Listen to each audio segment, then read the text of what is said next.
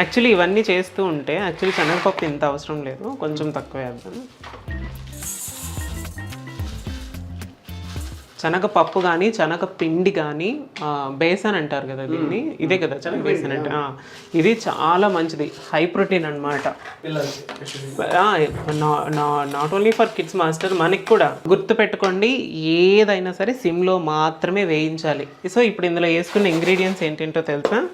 ప్రస్తుతానికి బియ్యం, ఒకవేళ వైట్ రైస్ పెట్టలేము పిల్లలకి అనుకునే వాళ్ళు బ్రౌన్ రైస్ కూడా పెట్టచ్చు. బట్ నాకు తెలిసి బ్రౌన్ రైస్ పెట్టరేమో, నాకు తెలిసి మన ఇండియన్ బాడీస్ అన్ని వైట్ రైస్ అలవాటు పడిపోయి ఉంటాం, డైట్ అని చెప్పేసి బ్రౌన్ రైస్.